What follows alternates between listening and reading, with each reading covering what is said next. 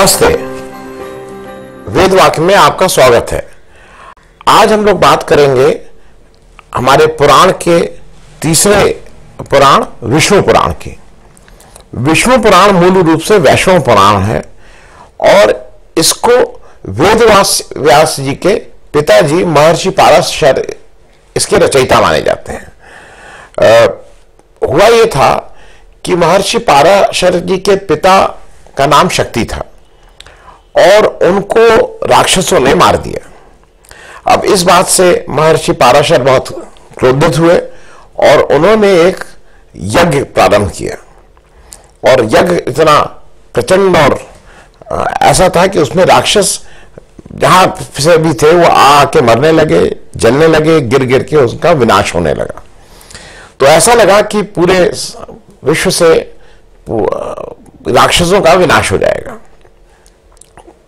अच्छा, तब जो राक्षसों के पिता थे पुलस्त्य, वो आए और पाराशर जी के जो पितामह थे महर्षि वशिष्ठ, वो दोनों लोग आए और उन्होंने पाराशर जी से आग्रह किया कि वो अपने पिता की मृत्यु के प्रतिशोध के कारण जो यज्ञ कर रहे हैं उसको अब बंद कर लें, क्योंकि राक्षसों को पर्याप्त सजा मिल गई है।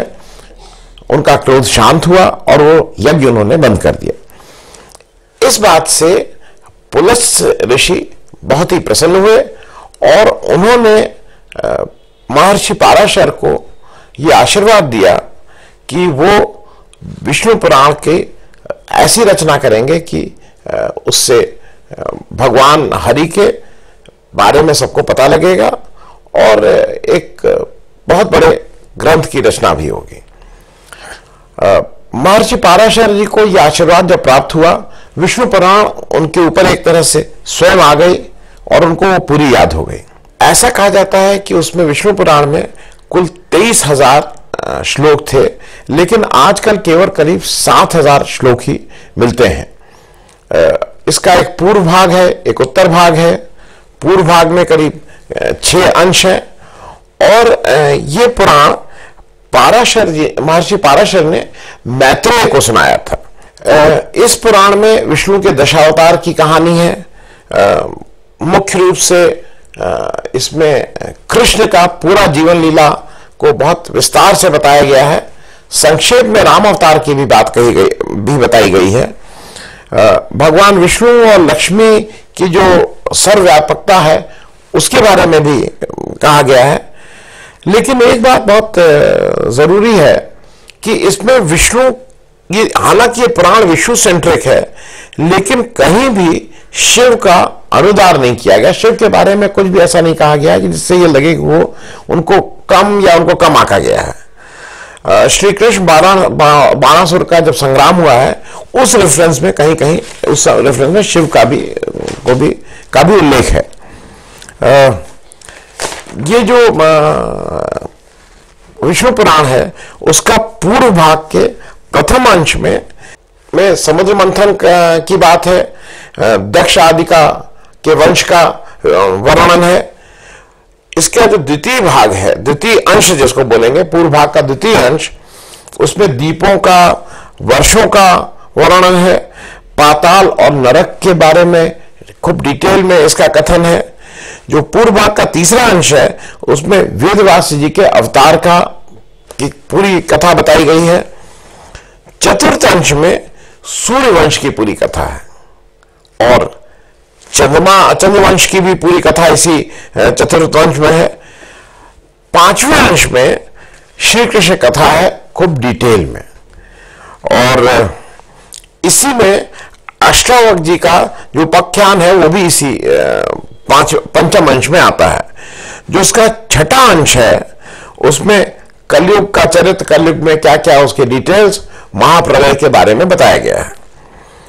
उत्तर भाग जो है उसमें शौनक आदि के प्रश्न पूछने पर सूत जी ने जो नाना प्रकार की धर्म कथाएं बताई हैं वो सारी धर्म कथाओं का उल्लेख इस उत्तर भाग में मिलता है। ऐसा भी कहा इस विष्णु पुराण में बार बार ये कहा गया है और देवता ये कहे गए हैं कि मानव योनि सर्वश्रेष्ठ है और सर्वश्रेष्ठ नहीं है, दुर्लभ भी है।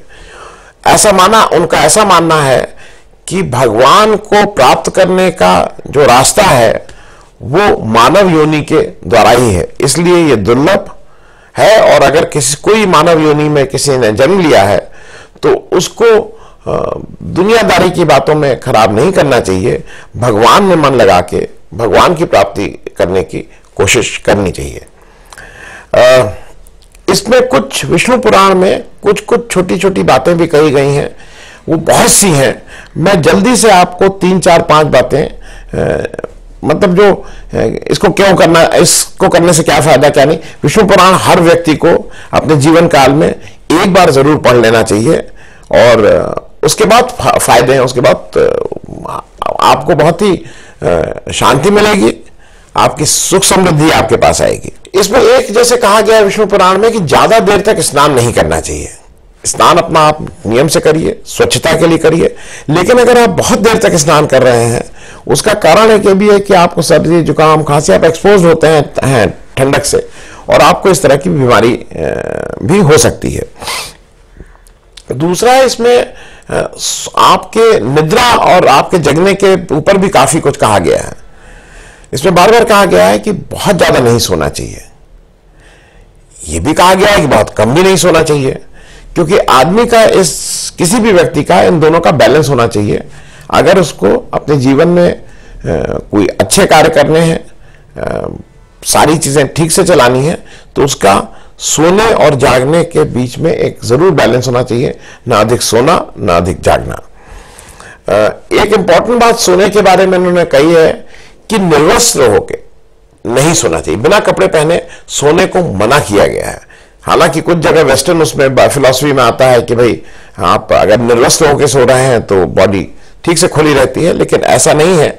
हमारे यहाँ इसको मना किया गया है और उसका मुख्य कारण शायद ऐसा लगता है कि रात में कीट पतंगे, खटमल, मच्छर जो भी हैं वो इस तरह की चीजें आपको काट सकती हैं। शायद इस कारण से विष्णु पुराण में निर्वस्त्र सोने की मनाही है। एक इंपॉर्टेंट चीज विष्णु पुराण में बार बार कही गई है कि लाल कपड़ा कभी बेचना नहीं चाहिए।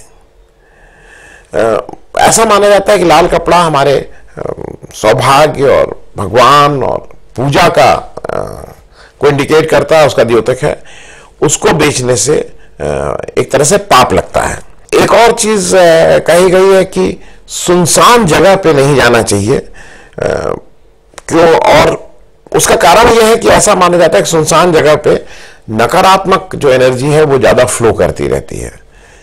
पेड़ों के नीचे भी सोने से मना किया गया है, उसका तो सीधे सीधे कारण है, पेड़ के नीचे कार्बन डाइऑक्साइड ज्यादा रहती है, तो शायद इस वजह से मना किया गया होगा। इस तरह से बहुत छोटी छोटी बातें भी विष्णु पुराण में बताई गई हैं। एक बार विष्णु पुराण का अध्ययन करिए, उन छोटी छोटी बातों पे अमल करिए और अपने जीवन को सुखमय बनाइए। धन्यवाद।